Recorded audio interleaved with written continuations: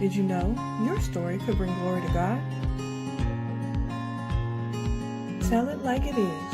No judging, just transparency. To someone else, your story might not sound like it has a happy ending, but God says for His children, the end is greater than the beginning.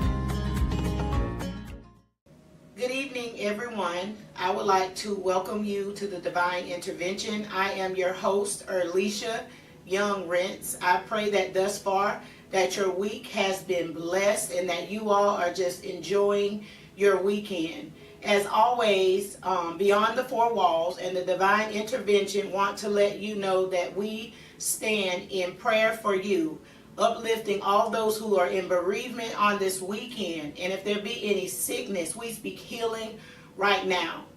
On today, I have a very special friend, sister, confidant on today, and I just want to open the floor for her to be able to share her process of healing.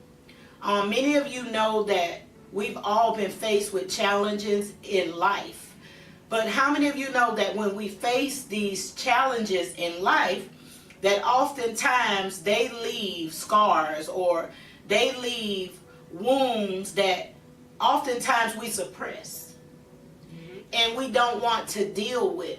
But how many of you know that those things have to be dealt with in order for you to grow and go to your next step in life? I'm going to just relinquish my stance right now, and I'm going to allow Miss Talks with the Ladies, LaShawna Brown, to introduce herself to you. So I'll move out the way. Hello everyone, it's a pleasure to be here. My name is LaShawna Brown. I go by Lady. I am the host of Talks with the Lady, LLC, here in Gainesville, Florida. I am the mother of 7, 4 sons and 3 daughters, which are my life. They are everything to me. They're my definition for breathing, for living. Everything I do is surrounded around my children. So it is a pleasure to be here today. I am going to speak with you on my healing process and how I overcame so many different obstacles. I have written about this prior to this interview in a book that I published back in 2021. It's called Transitioning from Breakdowns to Breakthroughs. And it's pretty much a memoir of a list of events that have occurred throughout the duration of my life, from childhood even up through right after my divorce, in the death of my father as well, and my mother.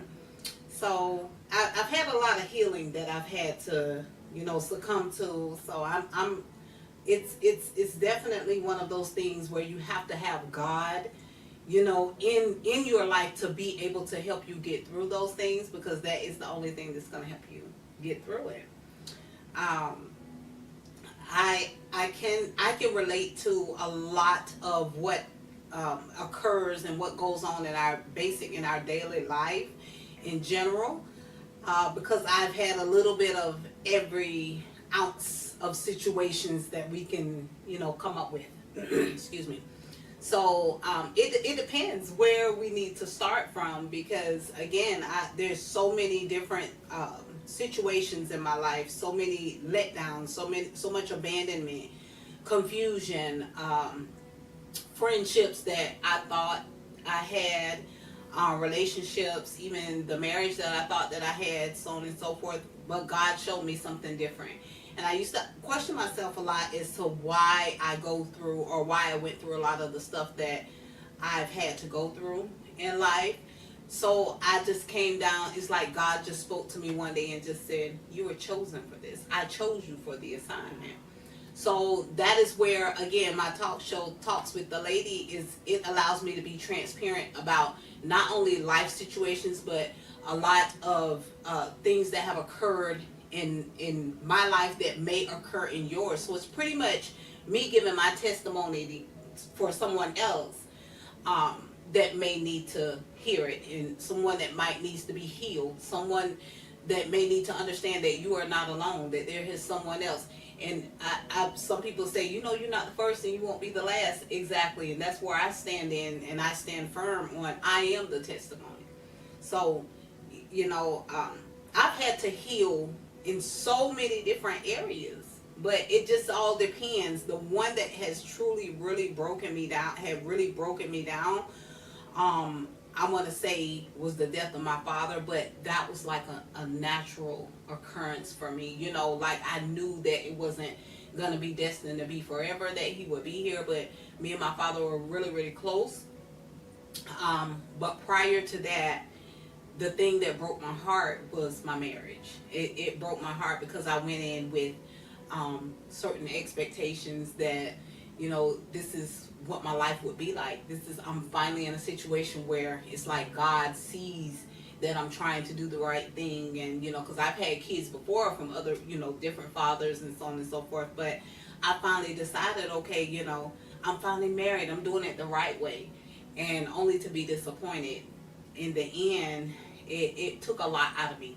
And a lot of people might not understand it. And it might not be for them to understand. You got a lot of people that's on the outside looking in, but until you can actually be in that situation where you can actually go through all the torment, the betrayal, like so many different things that you can encounter, even as one person, it's enough to break you down. And I mean, I could start from the beginning, I can start midway, or I can just pretty much start from where it was ended. But that would be my start, because I'm not going to say that the entire marriage was not of purpose. You know, I have 2 children from that marriage, so the most important thing that came out of it was my 2 little girls. So, and I cherish them with everything that's in me. Yes, they are my children. Yes, I do praise them, but I also gave them back to God. Yes. You know, like, God, these are your children. You loaned them to me. So, and not only did he just loan them to me, he gave them and put them in my care and said, okay, I know that if it's not going to get done, I know you're going to do it. You know, and that's what I've been faced. I've had to do it.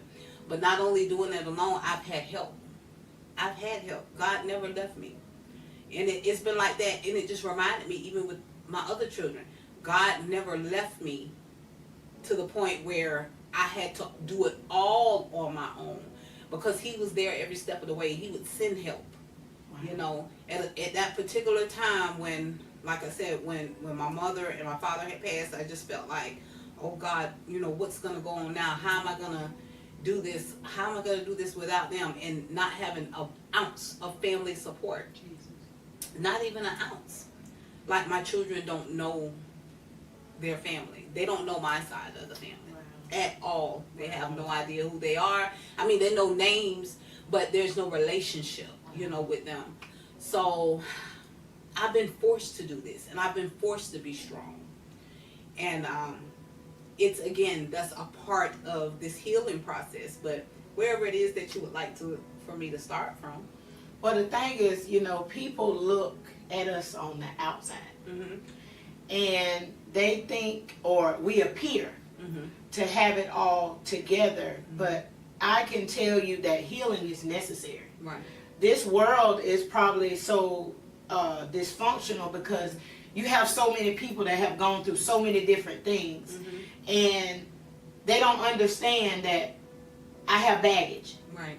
And I'm toting this stuff with me everywhere I go. Right. So if a person has been, let's just say, married 5 times, and then they get married a 6th time, if they don't allow God to walk them through that healing process, each one of those times, they're taking that baggage from the previous one until the next one, and so on and so forth. Right. But God puts people in place. Like you said, you had help. When that person comes along, they don't prey on your weakness. They don't prey on the fact that you are broken and that you have wounds that need to heal. They meet you where they are. Right. And they love you. You know, I always just dreamed of being able to have this mate where he would say, I know that you're broken. Mm-hmm. I know that you've been hurt, you know, and would be able to walk me through the areas of my life where I've been hurt and torn down and all of that different kind of stuff. So God puts people in place to help you. Like you say, your family.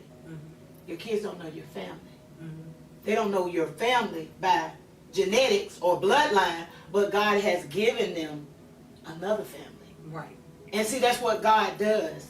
He accents the areas of our life where we're broken. So if you're struggling in an area, what would be some encouragement or a level of advice that you could give someone? Because I do know that when you keep dealing with the same stuff, there is something in you that has to be dealt with. And just based off of the things that you have shared, what would you be able to offer to them? How did you get here? You didn't just wake up one day and say, I'm going to be Talks with the Lady. God walked you through a process. So the audience might say, well, how did she get there? How did she make it? Well, Pastor, it was more on, I had to rely on something. I know my kids were my motivation, but at the same time, sometimes that's just not enough. I'm going to be just honest with you. Okay, this is going to be my motivation, but how do I get up from out of this slump that I'm in? When I tell you, it took the heartbreak. It took all of that. But me knowing that this is where they want me at was even more ammunition for me to keep going. Like, I know that they're waiting for me to fail. I know that they're thinking I'm gonna go and do bad. I'm just gonna fall off. You know, everything's gonna. That was more ammunition for me. So my kids were my motivation. But every time someone said something, or every time I seen that they were, you know, even posting stuff on social media to try to make me feel a certain type of way or what, it was more ammunition for me to get up and be who God intended for me to be. You know, it was like, okay, I can't stop here. And not only that, my bloodline, my dad, I can't fail. It's in me. It's the fight is in me. You know, so I can't say that, I'm going to say that I was down, but I didn't stay down. And when I say down, I was hurt. I was more hurt. I felt a lot of betrayal. It was things that I did for people in general, and they turned back around and hurt me in the worst way, you know. And I had to really go, because in my mind, there were some times that I felt like I wanted to go and retaliate, but it was God that stopped me and said no. And then something would happen. Like, it was one of my kids that desperately needed me at a time, and I'm like, okay, why now? Because if I would have did it my way, I'd have been taken away from them. Jesus. I would have been taken away from my kids. And I'm going to tell you why it's such a big factor. I'm going to tell you why I talk about this. It's because I could have been taken away from my children, and it was the disrespect, I think, even towards my kids. And my kids experienced a lot of what, every time I'm hurt, every time, you know, I'm disappointed, I become disappointed, you know. My kids are always there to reassure me and to put their arms around me and to kiss me and to tell me that they love me and Mom, it's going to be all right. It's like, how many times is it going to be all right? You know, how many times is it? But they just never gave up on me. So again, everything that they did was more of a push to me. Like, okay, keep going, keep showing. And every time I kept pushing, God just said, you know what? Now come on. He held my hand and said, come on, let's take this next step. Let's take another one.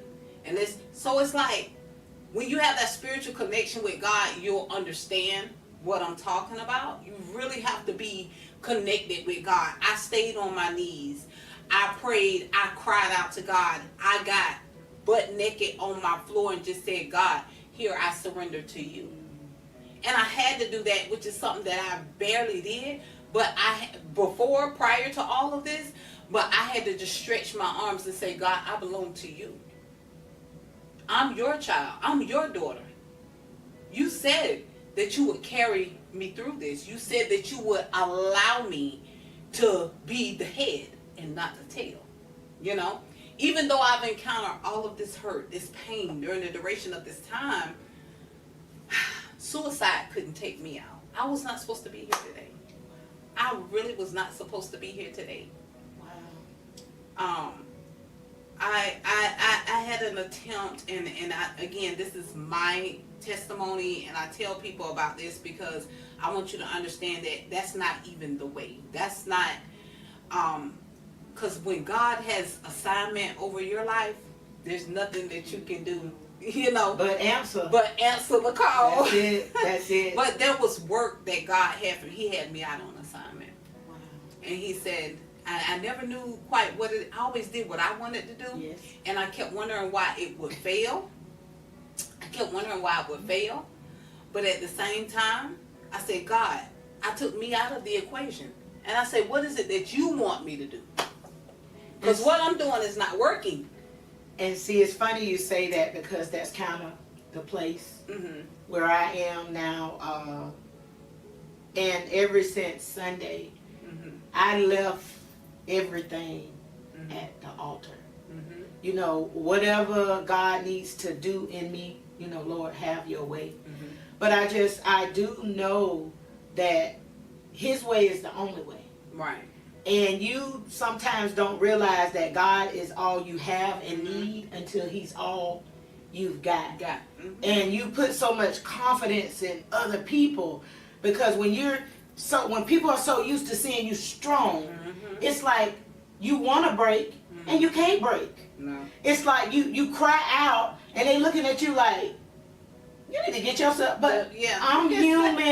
Yeah. And I hurt just like you do. And just because you say, God, yes, that does not mean that instantly you signed up for a battle. And if you're going to be a generation changer, or if you're going to be a generational curse breaker, you're going to be a moving target. So everything about you, the enemy is going to try to disrupt. And some things were truly God's will, but you have to understand that the people in it, they have a choice. They have their own process that they have to go through. So you get in a place where it's like, God, that's a soul. They need your help just like I do. Right. They need to heal from some things just like, and sometimes the hurt that they projected on you, the demons that they're dealing with, it don't have nothing to do with you. It's a part of what God needs to work out in them. And sometimes, rather than, okay, let's walk through this, sometimes it's easier for somebody just to walk away. Right. But there's no quit here. Because God didn't stop by my situation or your situation and say, you know what, that's too much for me. Like the song we were listening to, God keeps his word. He cannot fail. Right. He will not fail. So the key is what? Your relationship with God. And that's what I had to come to that conclusion because I've always known God. I've always had a relationship with God. My dad brought me up in the church, so I know. I mean, I was in there 3-4 times a week. I had a connection. I knew what I needed to do. I knew in time of help, call God. In time of sorrow, call God. You know, when you're weak, call God. I mean, I knew these things. But it's just like, God, I need you here right now. But where have I ever went? Where have I gone? I've been here to protect you. I've kept you. And it's just like the enemy was out to attack, like to really out to destroy me. But let me tell you something. I was reminded yet again that the enemy ain't gonna bother with nobody that he already got. I'm a child of God. And a lot of people might not understand it. They might not. But when I go through what I go through it with pride. You know? I don't even complain anymore because I just count it a blessing because I know in the end I'm going to be victorious. Because see, this is what people fail to understand. The battles, the things that we face from day to day, they're not ours. Yes, they know. They belong to God. Yes. But God he allows us to endure it to be a testimony for someone else. And I'm a walking testimony every day, honey. I get in my car, I might not even know. But you know what? I'm protected by the blood. Yes. I am so protected by the blood. That is why now I don't allow myself to get so angry or so, I hate to use the word hate. I really hate to use the word hate. But I don't hate people. I have to accept them for who they are. Because I know that we're not dealing with them. We're looking at them in the physical, but their spirit is so contaminated. It's so broken up into different pieces. And I can't argue with you. I can't, because the way I'm two broken people. Right. I can't do that. You know what I'm saying? But I know where to go for my healing. Yes. I know how to properly follow the guidelines of what God says. This is what's required. Yes. I know how to get in my closet, and I know how to cry out. Yes. I know how to cast out them demons out of my house and out of my children. Lord, I rebuke it right now. And then I know how to do that. Jesus. And that's what I've had to depend on. Even with as much as I have today and where God has really taken me, I still need God. Yes. Because and even prior to me coming, even here on your platform, to have this interview, I counted a blessing like God. He said, yes, it's required. As long as I know I got you here, I can have you. You get what I'm saying? Yes. Like, I need you on all levels. Yes. Everything that I do. And it even says, in all things, give God praise. Yes. You know what I'm saying? So I count all of it joy. Wow. Even, I don't care where I'm at in life, what I'm doing, the obstacles I've had to face, the encounters with different people, I've had the falling out, I still count it all joy. Wow. But it didn't break me. Because you got one or two options. You can let it make you or break you. I just refuse to do that. I know that you hurt me. I know that you betrayed me. I know that you backstabbed me. I know that you talked behind my back. God showed me, but guess what? I still love you. Yes. Because that love is going to be required for me to be on any level, whoever I'm with, it's going to be required. So again, it's a test. It's a test for a testimony. And see, people think love, when you love somebody, that means you got to be in their face all the time. No. That's what people misinterpret love with. And you have to understand that people make a mockery out of understanding your love language. You cannot love people how you want to love them. You have to learn how to love people the way that they need to be loved. That means you have to cancel your agenda and how you think needs to be things need to go. Because when it comes to God, when it comes to Jesus Christ, He loved us so much that He could care less whether we kick or scream or whatever. I see the danger ahead of you. I already know. So when I tell you no, stop, wait, it's for a purpose. I've already gone into your tomorrow. And sometimes he will strip us of everything. Because He knows the imminent danger that's ahead of us. But we'll kick and we'll try to do it our way. And I'm going to get this person to do that. And I'm going to do it my way because I know better than God. But the word of the Lord says every knee shall bow. It's going to bow. That rings in my mind all the time. Lord, if you're saying everybody's going to bow to you, if you keep running, in my mind, that's just the greater God going to use you. He got you running for a set time. But when God calls you, you have to answer the call. And guess what? I'm sorry. God didn't call me when everything was, He called me in the middle of some mess. So while I'm hurting, while I'm bleeding, I got to say, God, I trust you. God, I know I messed that up. But God, I trust you. So there's no, when I get myself together, I'll decide. No. When God calls you, He's going to walk you through that healing. He's going to purge whatever He needs to purge out of you. And guess what? You got to get to a point where you're okay with it. He's your creator. He knows what's best for you. God has to restore us back to that original state. State of mind. And some of us have been so toxified. Mm-hmm. And it's sad. You begin to have compassion for people that don't want to be loved. You think, or they think that love is me having my way, me being in control. But love is saying, you know what? I can't do this by myself. Mm-hmm. Even loving yourself. Because most times we what? We our own worst enemy. Yeah. This flesh. All this. But you know, Pastor, now I'm gonna tell you, a lot of that too is built inside, like in our DNA, how we were taught. Mm-hmm. You know, you have your DNA and you have what was taught. You know what I'm saying? If you're taught love, you're going to give love. You know, because that's what you know. That's what you were taught. I was raised. I wasn't brought up, or I wasn't sent to. My dad didn't send me to church, or had somebody else take it. You know what I'm saying? They didn't do that. I was raised. And that's a significant difference as well. I think that has a lot to do with what I believe in, but most importantly, the God that was in him. And it kind of triggered right on down, you know, because we are, you know, who we were raised by. We become these species, you know. If you were raised to if you've seen people use people most of their life, you succumb to that. If you see people love people and just kind of stay their distance but still love people, then you succumb to that. That's just what it is. And that is what I've seen.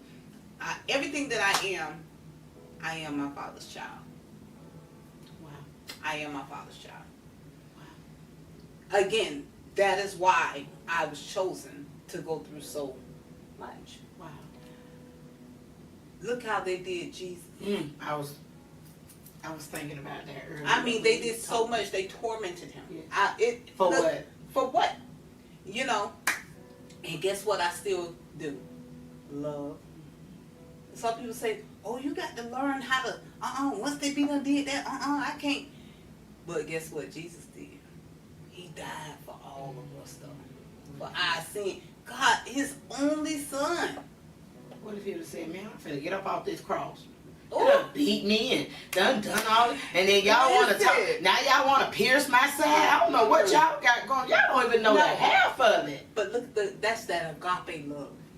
That's the love that only God can give. I'm telling you. And I sometimes wonder, like, God, this person done hurt me so bad. In the situation with that whole, I'm talking about the whole marriage thing. The very same situation that broke me down.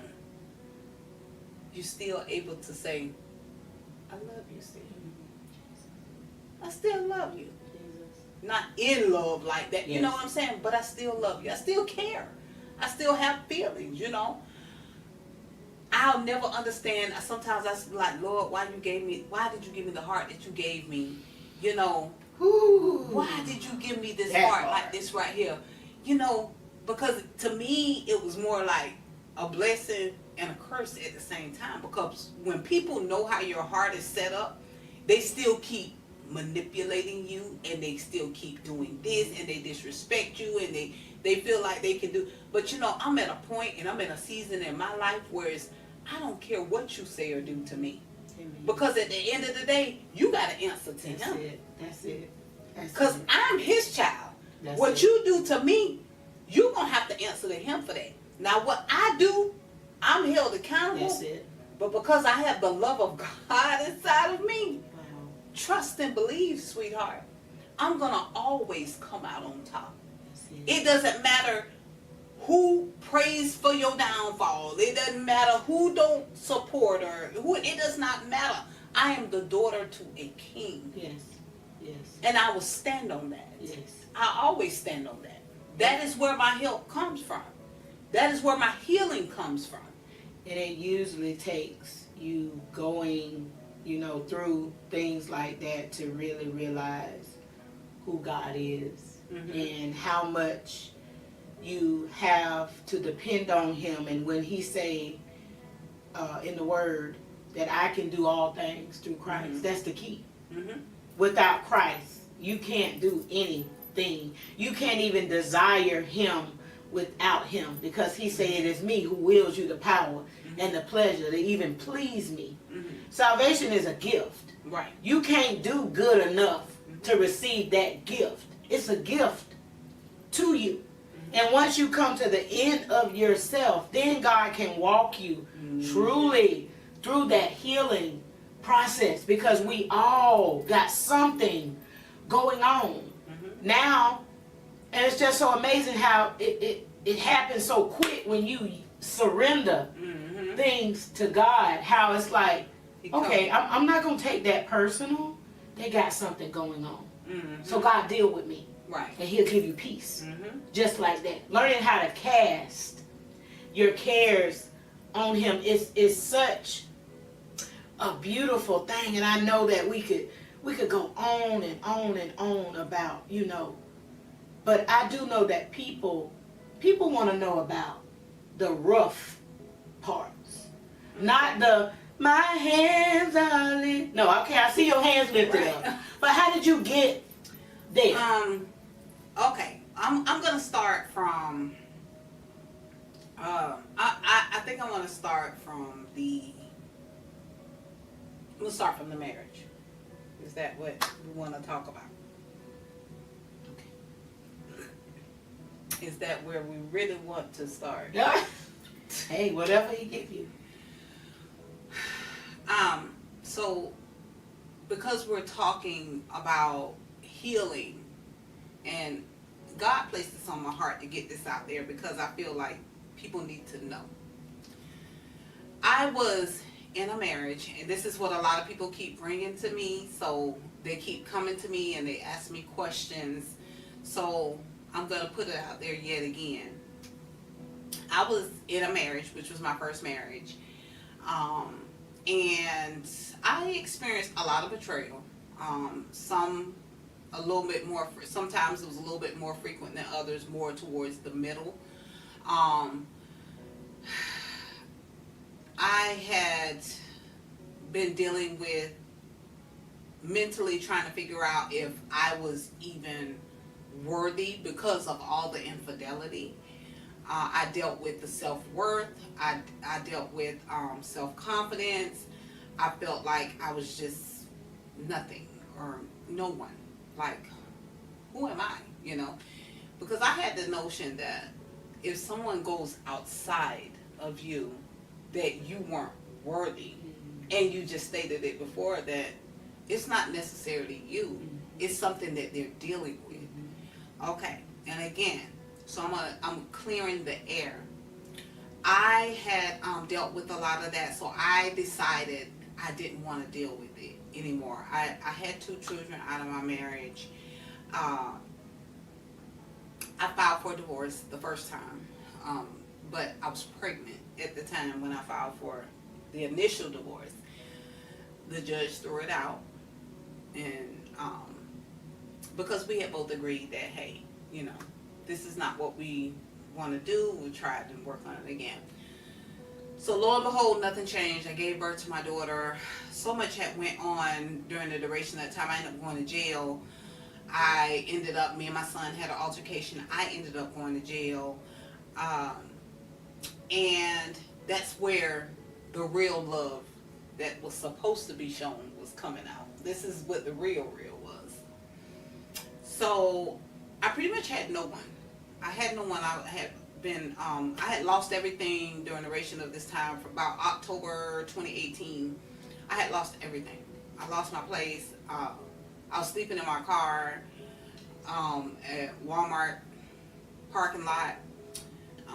Then sometime after that, after about 2 weeks, and I was living with a friend, and then after that, then I was finally invited to go and live with his sister. I had an air mattress that I slept on the floor, in her apartment. My baby was born, my baby was on an air mattress.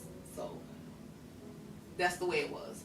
And again, I'm thinking to myself, like, I have a husband, like these are things that a husband makes sure, So I kind of I ended up getting a voucher. It was a voucher, and through these different programs they have out there for people that have like excuse me, open DCF cases and so on and so forth. So I ended up getting like a Section 8 voucher, and it put me in a 2-bedroom, 2-bath. I'm thinking to myself, like, something's better than that. And I can get off this floor, off this air mattress. So I took the first thing that was smoking, and I ended up moving into that house. Some months into living into that house, and there were some issues, some problems, but then that was when I found out about the woman that he's with now, that he's married to. We were still married, him and I, at the time. So when I found out about it, I filed again for the divorce. This time I was ready. I wanted it to be done, because at this point it was more like, it's disrespectful now. You need help. I can't fight that demon. I can't go back and forth with you. I want out. Was it something I wanted to initially do at that time? No, but my heart wasn't ready. But in my mind, I was like, I want out. So I filed for another divorce.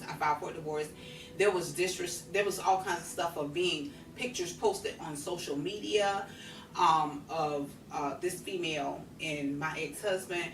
Now he's my ex-husband, but at that time there was pictures of my husband and her, and then stuff that people was reporting, coming back to me, and they were like stuff that they would show me, and I'm like, okay, yet again, I'm dealing with more disrespect. Now, mind me, I've already lost everything. I've lost everything that I've had. Even prior to me meeting him, there was nothing for me to have $20,000, $30,000 in my bank account. I lost everything. When I moved into this place, this 2-bedroom, I moved in off of income tax. But my bank account was negative 200, negative 100. I had absolutely nothing. I broke down so many days, but I didn't want my children to see me in that state of mind, that I put all my trust in a man and I let them down.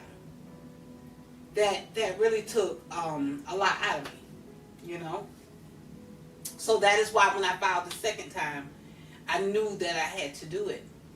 Despite having 2 additional children, and I love my children, don't get me wrong, but I had more responsibility, having to do it again now on my own. And it was like, those 5 that I initially had, it's like, okay, we're almost there. We're almost at the finish line, and then I get 2 more.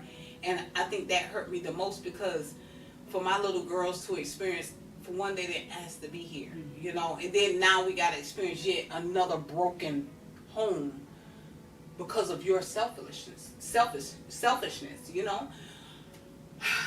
I think that is initially what really got me, and it was that I went all out of my way for you, helping you down so many different avenues. I helped you with your other children, and just taking them as my own, filing petitions. I really look at stuff like this, and then I look at how his family, the same way, like the things that I did, especially with his mother, I was there day in and day out helping health-wise. She had been in this accident, and I just looked at that like, how could you do me? Like, I wish that I had my mother to be able to do that for her. And I did that because I looked at her like a mother, So all of this had began to weigh on me. Like, how could you do me this way? You know that you're hurt when you pull yourself into a ball. Like, what do I have left? And then now it's easy for you to go and move on. And I'm like, I question myself, how is it so easy for you to move on when it took me a couple of years to heal from the hurt, the betrayal, because it was never there. The love was never there. And that, I think that that's something that most young ladies, most young men, because men go through that kind of stuff too. Mm-hmm. I think that that's the part they miss. Mhm. Because some people's motives Mhm. and agenda for love are so much different Right. than ours. Because I know, like with me, the essence of me is love. Mhm. And one thing that God has been working on me with, loving unconditionally. Right. And when you love unconditionally, you have to love people through their conditions, basically. That's what that means. And that's what I did. And sometimes the end result of it is not always favorable or comfortable, but God allowed it for a purpose. Mhm. So much bigger or so much greater Right. than us. And just, with the brief synopsis that you just gave us, the question is, through it all, look at you now. Yeah, I know, right? I mean, look at you now. Like, I'm sure you have moments, because you're human, but look at you now. You picked up all of your broken pieces Mhm. and you kept going where many would have given up, Mhm. where many would have turned to, drugs or alcohol. Mhm. You leaned in, and a lot of people say, "Oh, you use God as a crutch," and that. But one of the best arms Mhm. to run to when I'm broken, Yeah, right. when I've made a mess. Mhm. Because one thing that we have to realize is, a lot of times the red flags, Mhm. they're there. Right. When people say, "Do your research," Mhm. check the family history. Right. That's one thing I like about Earl's Mhm. future wife. Mhm. She questioned me. Right. She want to know about our Everything. history. She want to know, we gonna have crazy babies, or but stuff like that we take for granted, Right. and then we get in these situations, Mhm. and God has to heal us. But the beautiful thing about it, He says that I'll work Mhm. all things together For the good of those who love the for the Lord. good. And as we get ready to close out, we're not gonna give you all the tea. Mhm. I'm gonna have you back to go just a little bit deeper. After the pain, After the pain. after the pain, I really want you to be able to just go a little bit deeper, because you talked about the incident, and you talked about how you had to pull yourself together and maybe do some things that weren't necessarily comfortable to you. But there's a story after the pain. There's so much more, because even during the duration of me going through this phase, it's like, okay, at this point, this is what I had to do. And then I moved on, and then this here happened, and then God showed me this and maneuvered me here. Like, it's so many. That's why I say it's like kind of starting from the top, because at that very moment, God broke me down. And I'm going to tell you why He broke me down. Because He had to rebuild. He had to rebuild me to be the woman that I was prior to. Like, let me remind you of who you are. Because Shauna had got in the way. Yes. Alicia had got in the way. Yes. And it's funny how He said, I will break your Right. heart Mm-hmm. so that you will line up Mm-hmm. and be what I created you to be. I had forgotten about God, and we got to remember that God is a jealous God. Mm. And we're talking about going from $20,000, $30,000 in the bank account, praising God every Sunday, worshiping and having a relationship with God, to Zero. put $0 in the bank, putting a man before God. You know what I'm saying? Like, it's so many. The story is, oh my God. Wow. I thank God for who He's put in my life. I thank God for what He's doing in my life. I thank God for the trials and the tribulations. The next episode, I'm going to go a little bit deeper in how the hurt frustrated me. How I was frustrated by the hurt, but more importantly, where my actual healing began to take place. that is the most important part of this story because I'm able to give back and to teach and show others, who God is. Yes. And I'm about to get emotional, but I'm going to wait next time. That's where the real emotions going to come out. So the next time we come together, we're going to be talking about after the pain. Your pain has purpose. I am Erlisha Young-Ritz. I am your host of the Divine Intervention.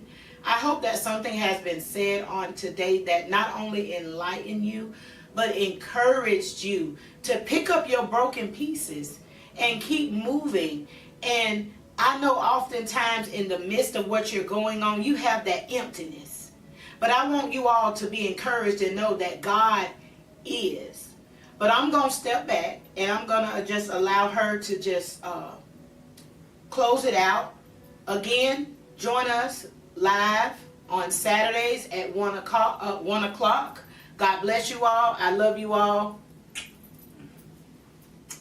And go in peace. Remember that not everything that we endure is for our downfall. Remember, we all have to grow. They're called growing pains. We will get through it. We're going to get through it together. And remember that God loves you and ain't nothing no one can do about it. I'll see you next Saturday. God bless. God bless.